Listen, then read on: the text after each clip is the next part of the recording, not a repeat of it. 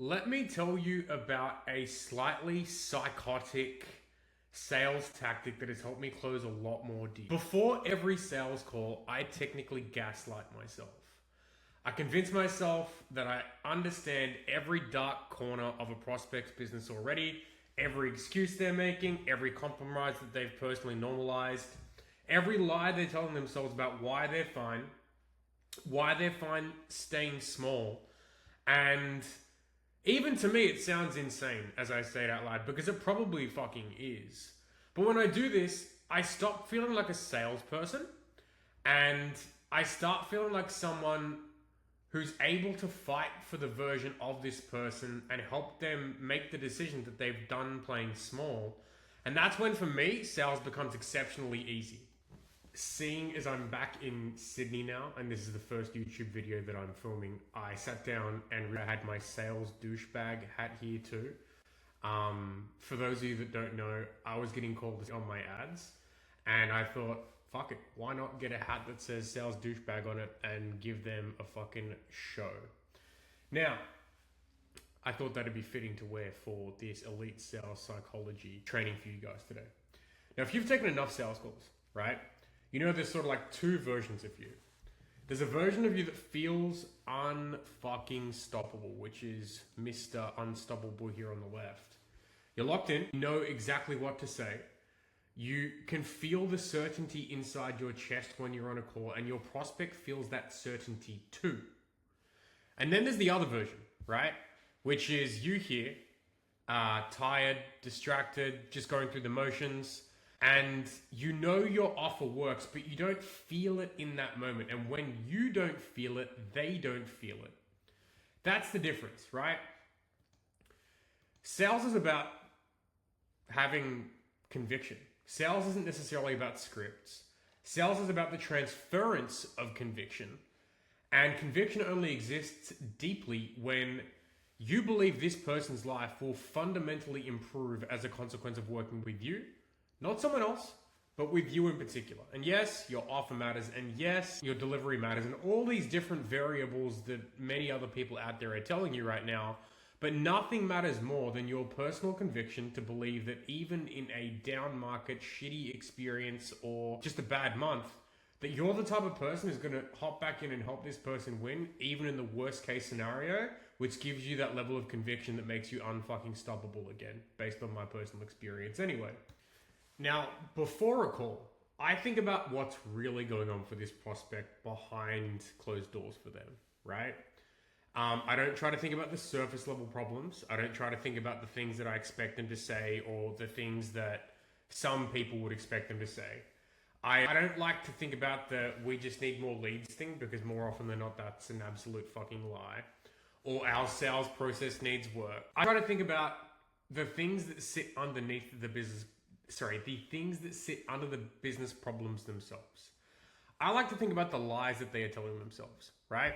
You can think about the service problems or the business problems all you want, but these people are going to tell themselves lies. We're doing okay. Now just isn't the right time. We tried these things before. Maybe this is just how business is probably the worst of all of them, but luckily for you, you probably aren't getting a lot of those people if you're following the marketing methodologies that I'm telling you to follow. But I like to think about the cost of those lies to them fundamentally at the core of all of it, right? For me, the way I think about this is how they erode the trust in themselves, how they slowly lower their standards, whether they consciously or unconsciously know that that's happening, how they teach their team what they're willing to tolerate in terms of good, bad, people being walked all over, possibly founders being in a position where they feel like hostage in their own companies. Knowing that they are going home so much more capable of what it is that they're currently experiencing, and then how they avoid looking too closely at the goals that they had stopped believing were fundamentally possible for them. Now, I want to be extremely clear that a lot of people that I work with also end up in a position where they've actually achieved everything that they actually could have wanted, right? They've got the money, they've got a Porsche, they've got so many great things happening in their world. And not only have they hit all their goals, But now they've started to regress because they've become the type of person who, even though they were able to achieve these things, has stopped believing in themselves because they fundamentally stopped rebuilding the new version of what they would want to experience looks like again, aka advanced goal setting, which is thinking, yeah, and there's multiple different ways that this could happen. It could be thinking generationally, it could be thinking alternatively back to being selfish again as opposed to thinking about for other people. It could be a multitude of different things, but in some cases I also have to rehab this conversation with active clients of mine who we've helped hit multiple millions per year. In fact, I only recently had a conversation with a client of mine named Christian who we helped hit $85,000 in monthly recurring revenue in just under a year from $1,500 that he originally started with us at. And the thing that we most recently had to bring him out of was I had to dig into the reason why he felt complacent. It's because it's the first time he's had a real level of money in his life and not having any financial burdens of any sort, only to realize that the level of financial literacy associated to his past experience was almost inexistent, meaning that he didn't know how to manage the money effectively, meaning that he didn't know how to actually make sure that that money would compound. So he'd felt like he'd hit a ceiling both practically and emotionally, and as a consequence of that, he felt complacent. I built him a CFO dashboard that helped him be able to feel like he could actually navigate and see the money in a way to be managing it properly and effectively, being able to manage his profitability, being able to manage absolutely every variable within the business, that it turned back into a game for him again. And now he's looking at new houses, new Porsche, and all the good stuff that comes along with it. But his limitation was that he just had no clue how to be able to start thinking in that level, right? But for the rest of people out there, right, I think about why they were playing small. Small in their business, small in their leadership, small at home, in the conversations they're currently avoiding with themselves, with their family, with their team, and in the goals they're too embarrassed to still say that they want or admit to say that they want. And I build a case for them, right? Against every single piece of bullshit keeping them stuck, whether it's like fears, excuses, complacency, old stories, small thinkings, whatever it is, right? I'm an advocate and fighting for their future self, meaning that I am actively trying to make sure that they get the life that they were originally setting out to create for themselves, for their family, for their team, for their community, or whatever the version of that was for them that they so unexpectedly had to give up because of the complacency or feeling of being buried under all the responsibility that they never originally had expected that they were going to, pull themselves into. So when I get someone on a call, right, I'm acting like a defense attorney here, and I'm not allowing them to stay in the version that they've been playing as, the character that they've been playing as. I'm not defending the current version of them. I am defending their future self, their family, their team, their mission, the life that they're actually capable of. And I'm cross-examining the excuses that they keep giving me, right? The procrastination that they can't fucking understand why is true for them. The rationalizations and justifications that they've made for the current experience of life, and the stories they've used to justify that, right? My job is to do one thing and one thing only, and it's make the truth impossible to ignore. And I really do think about this, right? When I'm on the call with someone, or when my team is on a call with someone, or when we're at an event, we're running an event of some sort, I'm actively thinking about who they really are deep down inside, what they really wanted that they've pushed down and, buried under responsibility and just decided they don't want or don't feel safe enough to say they even want anymore.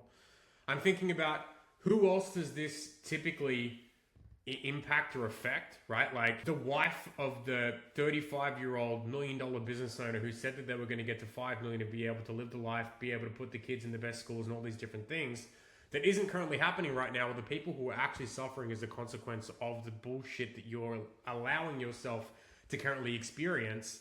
I'm also thinking about the teams, right? No one of your team members actually wants to just be in the position they're currently in, right?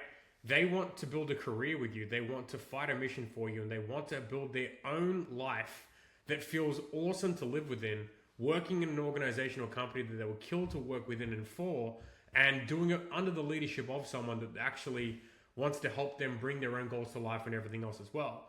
I'm actively fighting for the life that you know, that you and I both know that you could have. And I'm putting myself into a position where, as I fight for that, you're starting to see all the different areas where you could be getting way more as a consequence of the effort you put in back from the people that you actually want to win for, and being able to get it back from them like the team and family, but also be able to give back to them as a consequence of all this stuff. And I am just destroying all the versions of you who are playing fucking small. My job is to help you decide that you are done playing small. And that should be your job when you're on a call with someone as well.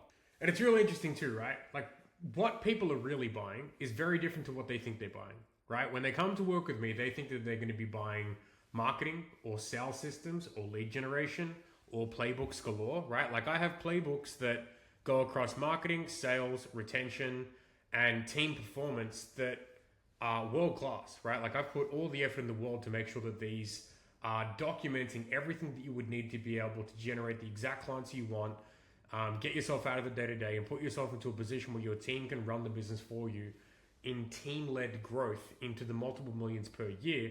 And they work extremely fucking well. Like, the offer, making sure that you actually know how to generate everything through paid advertising and through your daily content as well. Appointment settings, sales systems, running a sales organization, generating a shitload of money from your pipeline. The client success systems that you would actually need to be able to have a client success team run the day-to-day for you without you even having to be in the fucking business at all, fundamentally, who also upsell clients for you in a way where you can charge like $5,000 to $7,000 per month. And then the playbooks to have the team actually run the day-to-day, right? So client success team, settings, sales team, marketing and management team, how to manage everyone and do it all effectively in a way where you end up being the leader of the company who builds leaders who run the day-to-day for you, in a way where you are only needed to be able to make big decisions and come back in to work with the big clients you actually want to work with. But what people are really buying is their edge back, right? Like, this is an example of a client of mine whose name is Tyler. Confidence back, self-respect back, ability to trust himself again, just hit $1 million in collected. His team are now making 10K per month.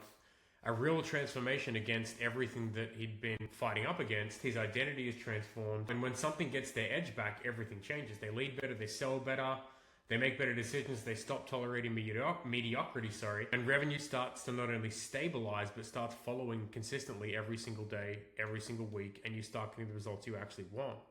Like with Christian here, who now has a team running all onboardings and all client meetings, where he's just actually focused on generating new revenue and making sure that things stay afloat. Or Josh, who started with me at $45,000 per month and in a couple of months is now at 76.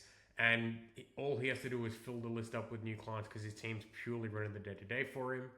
People come to me for these playbooks to be able to make sure that their business can generate the revenue to be able to live the life that they want. But the thing that they actually stay for is getting their edge back, getting their confidence back, getting their self-respect back, the ability to trust themselves. And the business results are just a scoreboard. The real transformation, like I said before, is the identity. And as you can see here, right, these are results consistently that we keep bringing back. The reason why our clients don't just get better systems, but they get a full transformation of themselves. Yes, we help generate leads. Yes, we help them close more deals.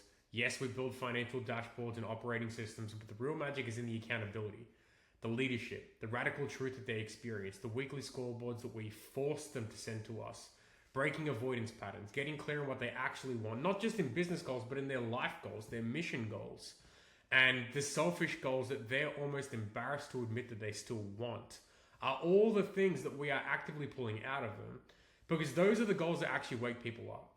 Those are the goals that get them out of complacency. Those are the goals that make them fucking dangerous again, and that's my job, to help you become dangerous again.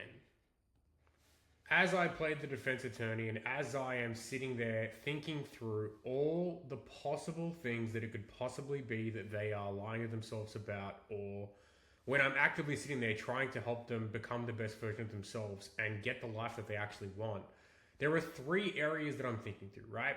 Because at higher levels, goal setting actually changes. You no longer need to just to make a money goal. Don't get me wrong, you still need the money goal, but you actually need 3 types of goals.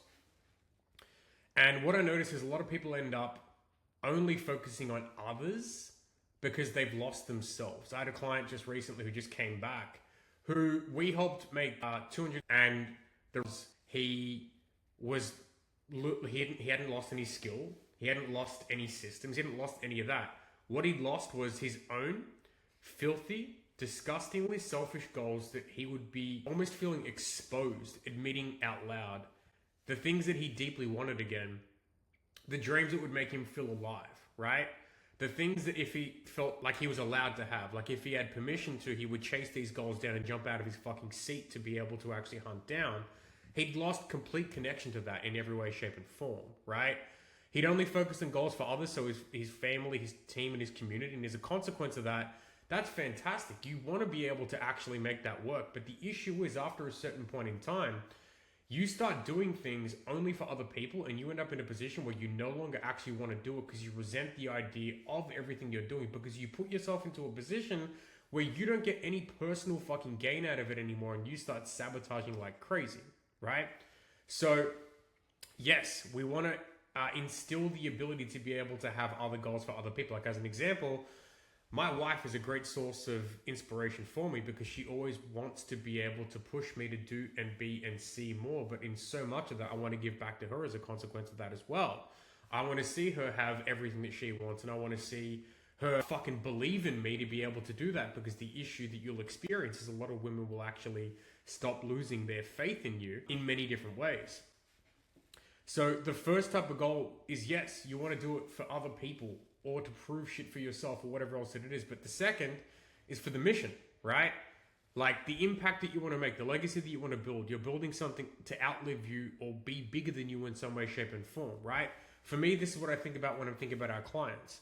Every single client that I work with has the ability and privilege to be able to actually help hundreds, if not thousands of people. And as a consequence of me doing my job effectively and correctly, by helping them get their edge back, being able to build great businesses and being able to build great communities, I then, as a consequence of that, and as a ripple effect-based consequence of that, help, I don't know, millions of people every year, probably right now, currently in this exact moment that I'm entirely unaware of, but I know that is happening through the consequential things that I see my clients are doing. For me, that's awesome. For you, we need to figure out what that is for you in particular. And then, again, it's the disgustingly selfish goals that you would feel exposed admitting out loud that you deeply fucking want, the dreams that make you feel alive, that if you had permission to chase again, you'd jump out of your seat, because that's where the real motivation actually comes from for you.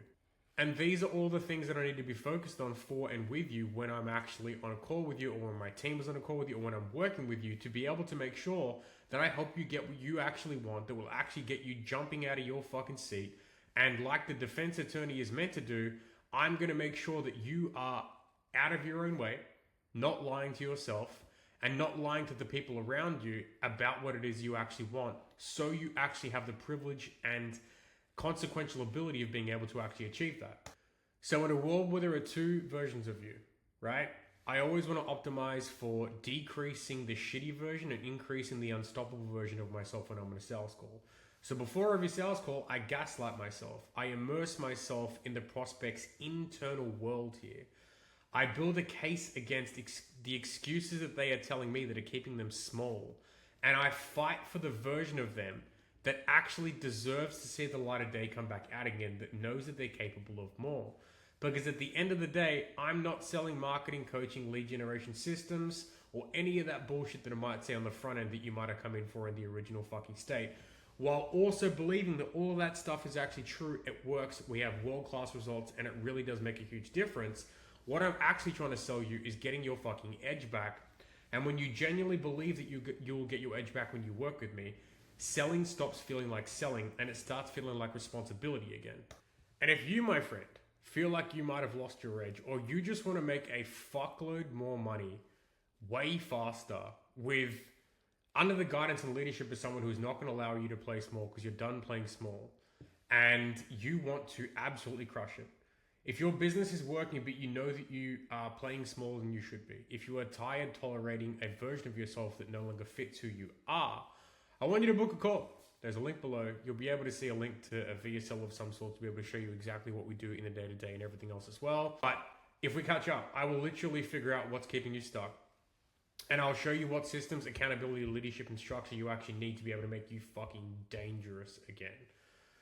Click the link. There's a link somewhere below to be able to either book in a call if you're ready to do that, or if you want to see some of the actual VSL type stuff, there's a VSL below here too. But if you've lost your edge and you feel like you're playing smaller than you need to be or could be or should be, and you're tired of tolerating that version, book a call. We'll figure out exactly what's keeping you stuck, make you dangerous again, install the systems, accountability, leadership and structure to be able to do so. I've got guarantees galore, and I know that if you fucking come and you're the right person, we'll get you the best results possible. Other than that, take what I said today. Think about the consequence of acting like someone who is in deep responsibility when you're speaking to people on calls like this, and thinking about the ability to be able to change their life in the way that I'm talking about here, and think about the way that they would see you as a leader when you know that they are coming to you to change their life by installing the systems that you would help them actually install, generating the leads, doing whatever else that it is. If there's one thing that I know that people will buy and pay the big bucks for, it's for leadership and not leads. And if I leave you on that, maybe this will make a change for you. If it's for you, click the link. Let's get you to a place where you are done playing small and make you dangerous again and help you hit those bigger months. Catch you on the other side.